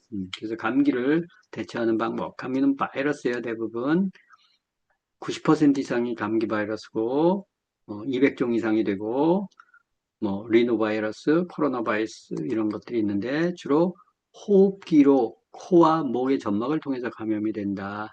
그 손에 묻은 바이러스가 또 전파될 수 있기 때문에 우리가 감기가 걸리지 않으려면 손을 잘 씻어야 된다고 얘기했죠. 세균성이냐 바이러스성이냐가 중요한데 세균성은 자체 세포막이 있어요. 그래서 항생제는 세포막을 뚫어서 집어넣는 거예요. 그럼 죽어요. 근데 바이러스는 세포막이 없어요. 대신 없기 때문에 핵만 갖고 있어요. 그래서 자기가 살고 싶은 는 세포 안에 들어가서 숙주 형태로 들어가서 사는 거예요. 그래서 간염을 유발하는 바이러스는 간 세포를 좋아하는 거예요. 다른 세포에서는 기생 안 하고 거기만 들어가는 거예요. 들어가면 활성화되죠. 근데 바이러스가 세포막이 있다 그랬어요. 없어요. 없으니까 뚫고 자시고 죽일 수가 없어요. 그래서 못 죽이는 거예요.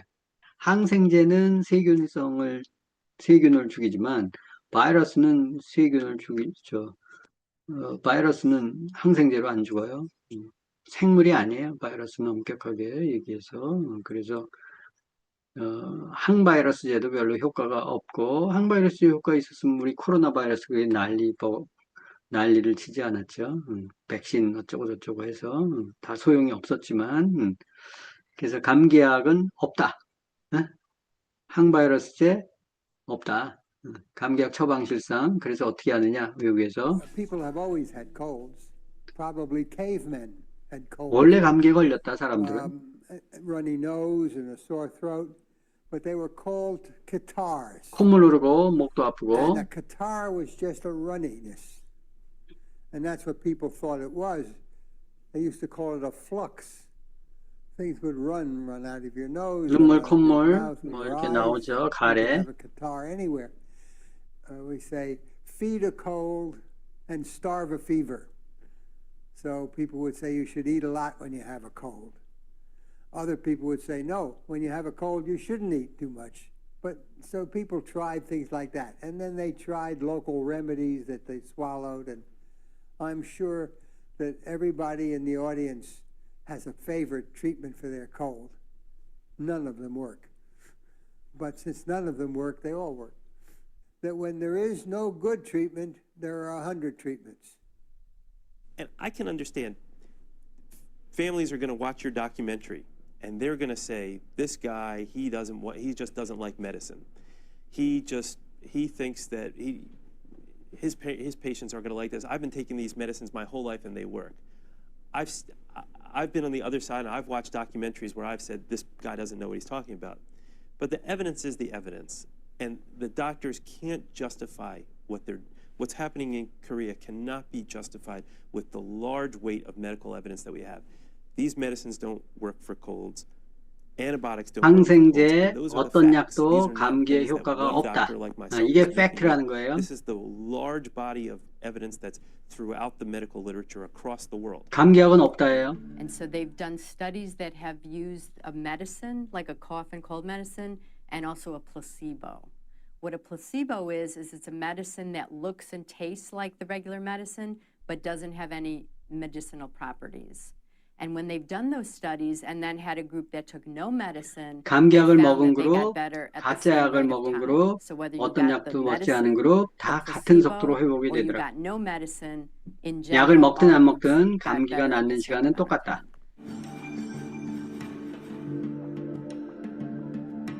플라시보 아시죠? 약이 아닌데 Dit is puur placebo-effect als je je hier beter van gaat voelen. Als je 10 placebo-tabletten in dezelfde vorm zou gieten, zouden ze net zo goed werken als deze medicijnen die u hier nu aan me geeft.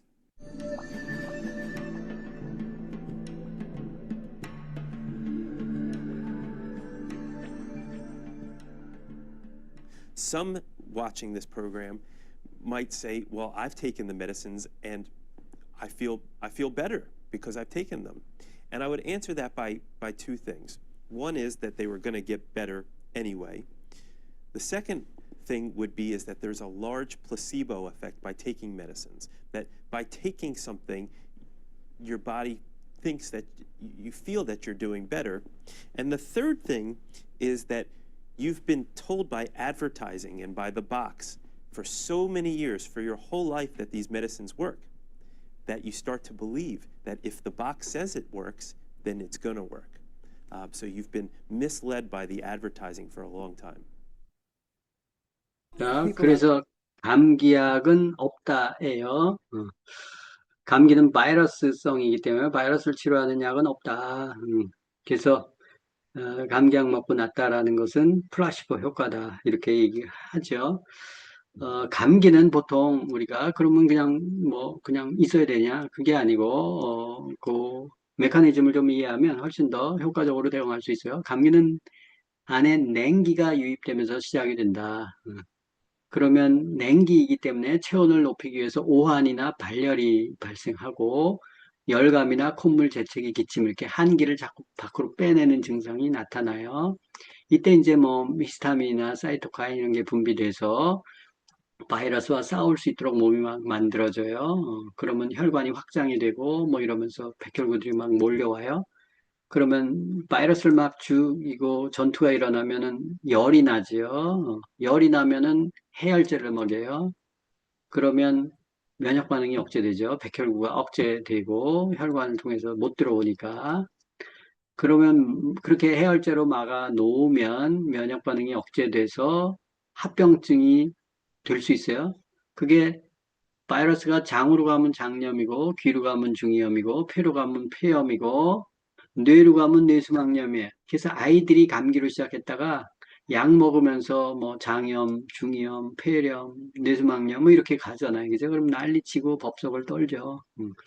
그게 감기 바이러스를 억지로 약으로 눌러넣기 때문에 생긴 것들이에요. 그래서 감기 초기에는 족역이나 반신욕으로 땀구멍을 열어서 속열을 빼주는 게 좋다. 비타민C 먹는 게 중요하고, 그리고 이제 이 감기 바이러스는 주로 점막을 통해서 들어오기 때문에 이 최전방인 점막을 강화시켜줘야 돼요. 그래서 카로틴, 그리고 비타민C. 비타민C가 항바이러스제 중에서 제일 검증이 되고 좋은 거예요. 그래서 비타민C를 충분히 섭취한다. 단, 비타민C는 보통 비타민C는 물에 딱 들어가면 효과가 반감이 되기 시작해요. 그래서 한 4시간에서 6시간 이론적으로. 그래서 한 서너 시간 간격으로 먹어주는 게 중요해요. 이게 띄엄띄엄 먹으면 효과가 훅 떨어져요. 물론 이제 지금 좀 이렇게 길게 가는 비타민C가 나왔지만, 그래서 짧은 시간 내에 이렇게 딱딱 먹어주는 게 필요하다. 그래서 기존의 아세로라 C 같은 경우는 최소한 4번 이상 감기 증상이 있다. 그러면 알수를 좀 줄이더라도 촘촘히 먹는 게 중요해요. 그래서 한 서너 시간, 한 3시간 정도 간다 생각하고, 떨어지기 전에 먹고, 그래야 빨리 나요. 근데 미련스럽게 한꺼번에 확 집어 먹고, 안 먹어. 그 저녁 때 한번 먹고, 이러면 좀 그럴 수 있으니까, 그런 것들을 잘 활용해서 하시면, 보통 비타민C하고 카로틴 정도 먹으면 초기에, 예? 그래서 초기에 그렇게 해서 한 하루 정도 딱 먹잖아요.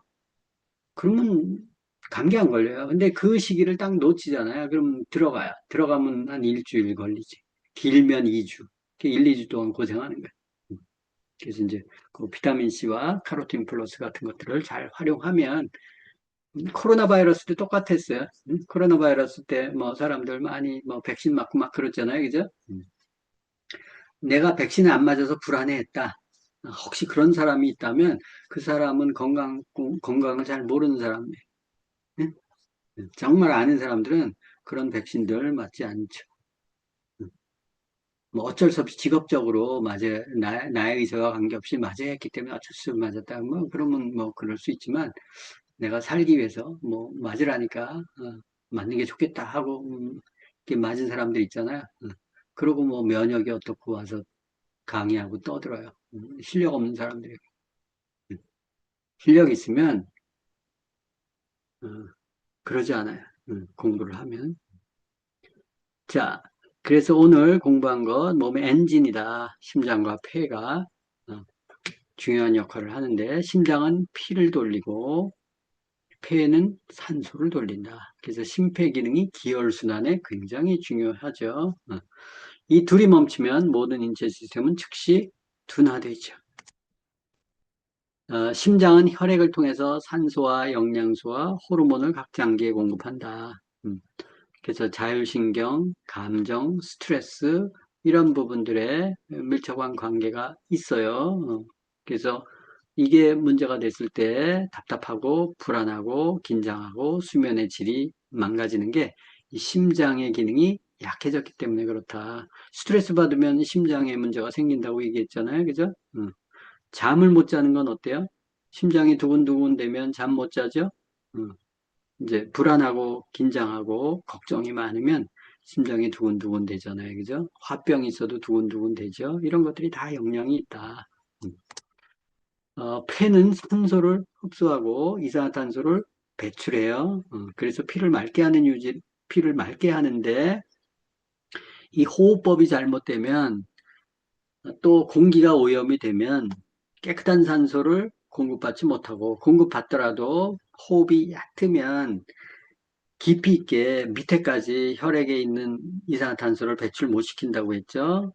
그래서 깊은 호흡이 중요하고 깊이 빼내는 게 중요하고 횡격막 호흡이 굉장히 중요하다고 얘기했어요. 이 횡격막 호흡이 여러 가지 장부들을 보조적으로 이렇게 잡아준다고 얘기했어요. 큰 근육이기 때문에 이게 이제 잘 안 되면 만성피로, 손발 차가움, 두통 뭐 이런 것들이 여러 가지 질환들이 올 수 있다. 그래서 심폐혈액은 긴밀히 연결이 되어 있어요. 이 호흡과 순환이 살아야 몸이 건강해질 수 있어요. 그래서 스트레스, 분노, 긴장, 또 운동 부족, 오래 앉아 있는 거 이런 것들은 심장과 폐 기능을 약화시키는 거예요. 또 얕은 호흡은 폐를 망가뜨리는 거예요. 그래서 우리가 심폐 기능을 활성화시키기 위해서 여러 가지 노력을 해야죠. 그래서 심장과 폐가 굉장히 중요하네. 그 가운데는 다 혈액이네.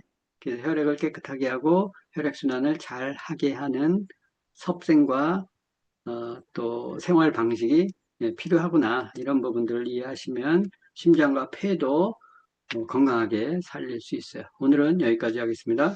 조금이라도 건강 관리하시는데 도움이 되셨으면 좋겠습니다. 감사합니다. S였습니다.